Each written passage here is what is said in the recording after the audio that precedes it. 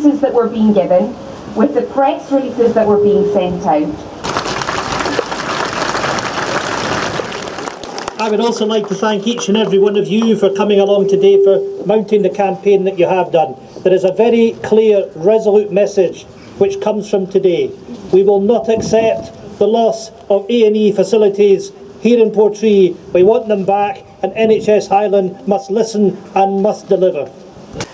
Okay, thank you for both agreeing to do the interview today. We had a big turnout today for a protest regarding health services in the Isle of Skye. Ian, can you let us know your feedback on how you thought the day went and the numbers that sort of were protesting?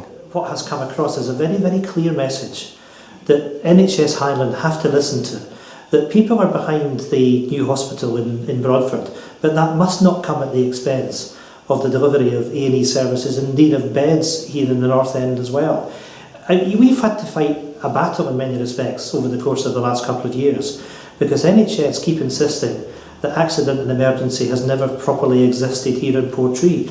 I asked the crowd how many people had actually used these facilities, and the vast majority put their hands up. I myself have used these facilities, so we know they have existed. So whether or not NHS Highland accept that that's happened or not, the reality is it has. And the people here, if we're to have a health service that we can all be proud of, which is what we all want, I want, what Kate wants, then we've got to make sure that that is delivered. I'm delighted that we are having the review that was announced last night, and the fact that this is going to be an independent review, and out of that there will be a consultation, and that will make it crystal clear, when the evidence is there, that if we are to protect the people to the extent that we need to here in Skye, then a key ingredient of that has to be 24/7 A&E capabilities, and that's a message that the crowd here today and all those that spoke, MP, MSP, the councillors, made crystal clear that the NHS must deliver on that.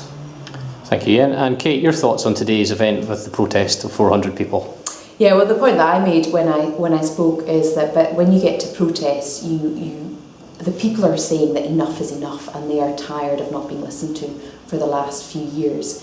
And I hear that, and I fully understand it. There's frustration on my side as well, where you make the same points again and again, and you feel like there's just no progress. And I would have loved to have been able to stand up today and say that here's some tangible changes that we can point to, and yet we can't. And what we need to make sure is that over the next few months, we do see a tangible change. The big difference over the last week is NHS Highland admitting that they will bring in an independent external reviewer. So not somebody connected to the Scottish Government or connected to NHS Highland, but somebody who's independent, who can go into Portree Hospital and look at the services that are being provided, and then produce a report that will hold the powers that be, hold NHS Highland accountable for what they are doing in Portree Hospital.